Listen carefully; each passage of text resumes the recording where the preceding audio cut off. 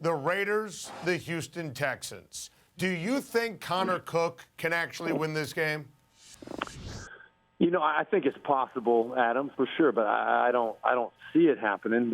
You know, a rookie quarterback making his first start in a playoff game, that's asking an awful lot. But you consider the other situation, you know, with a very shaky quarterback situation for the Houston Texans, and it makes you think that, you know, if Osweiler goes out there and doesn't play well, turns the ball over and reverts back to his old self, the Raiders might get some chances as long as Connor Cook protects the football, does his job. So a lot of it just depends on, I think, which one of these unproven quarterbacks is able to step up and play most consistently. I think the quarterback play is going to determine this ball game. If whichever quarterback plays the most consistent, I think their team is going to win the ball game this day. But I would have to side right now with the Houston Texans because their defense is playing so well. Well, Steve, with that said, the Raiders' defense struggles on the back end. Do you think Brock Osweiler could take advantage?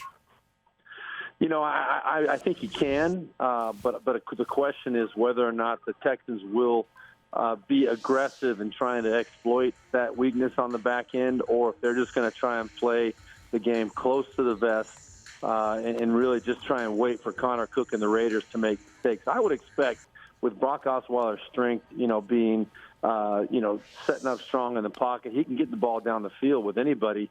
And those kind of plays are generally pretty safe plays when you're taking a shot down the field. So I would expect Houston to come out and take 4 or 5 shots and try and make some plays, try and get a quick score or two in this ball game, get up on the Raiders, and then let their defense do the rest. But, you know, I would not expect Osweiler to have a huge day in the passing game, maybe a few big plays. Steve, the Seahawks are flawed. Are there matchups Detroit can exploit on Saturday night, or do Russell Wilson and Seattle cruise in this one?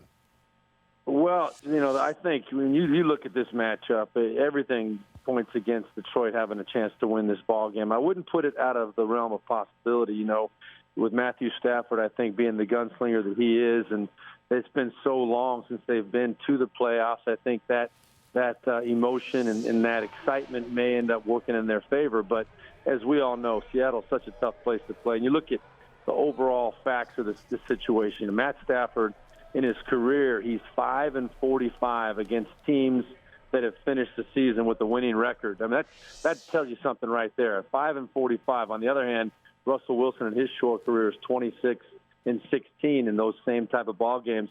I just think it's a big game situation. Russell Wilson, very experienced, very confident in those situations. I think Seattle at home has just got too much. Stafford's going to make some plays. There's no doubt. I have no doubt about that because that's who he is. But is he going to make enough plays against a really good Seattle defense to tip this ball game? I don't see it happening. Does Miami's defense have any chance against Le'Veon Bell, Antonio Brown, and Ben Roethlisberger? Well, they got a chance, but I don't see it happening the way the Steelers are playing right now. You look at the big three you mentioned right there. They're all healthy, rested coming off last week. They're going to come into this game, you know, wanting to make a statement. Jay Ajayi, the first matchup back in Week 6, went over 200 yards. And, you know, the 4 times that's happened, or actually 7 times it's happened previously in NFL history, that running back facing the same team he went for over 200 yards against. None of those other 6 running backs ever even hit 100 yards. So if the Dolphins, with Matt Moore at quarterback, can't get that run game going, and the Steelers' defense is playing much better right now, you combine that with the fact that the Steelers are so explosive offensively, I don't see this one being close. As you made the statement the other day, I think the Steelers win this one pretty easily. Yeah, I echo those sentiments even a few days after we talked about it on Monday QB. And speaking of Monday QB, you stayed consistent all year on Aaron Rodgers. You never stopped believing in him, even at 4-6. How would you describe his play, Steve, over the last 6 weeks? And do the Giants have any chance of containing him? And the Giants have obviously been excellent in the second half on defense.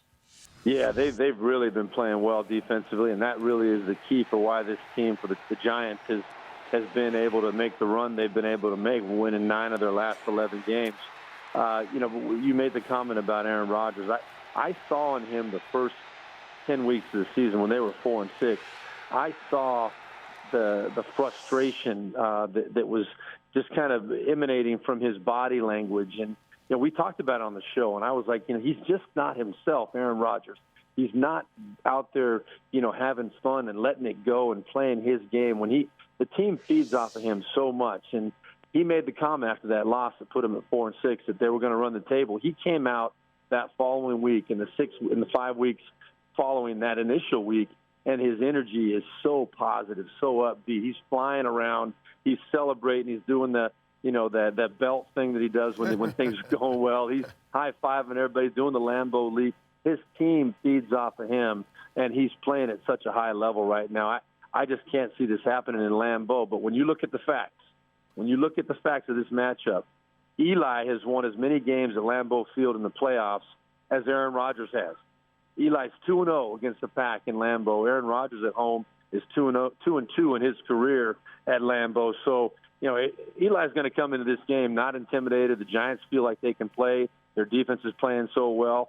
You look at this situation. On Monday QB, I picked the Giants to win this game, and so I wouldn't be surprised to see it happen, even though Aaron Rodgers is playing at such a high level. But, Steve, why are you so confident in Eli Manning? You're right about history, but have you seen anything that gives you belief that they're going to get going on offense based upon what you've seen in 2016?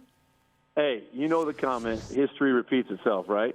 Sure. So I don't know if it's a fact, but you look at this. There are 4 quarterbacks in the history of the NFL that have a higher winning percentage in the playoffs and have a higher quarterback rating in the playoffs than they do in the regular season. Those 4 guys, Troy Aikman, Kurt Warner, Joe Flacco, and Eli Manning.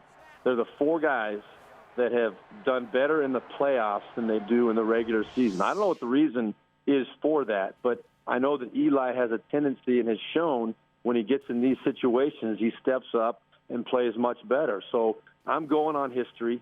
I'm calling for the upset. I'm going against the common thinking of everybody in the NFL right now with the way Aaron Rodgers is playing and at home. But my gut tells me this is going to be one of those games.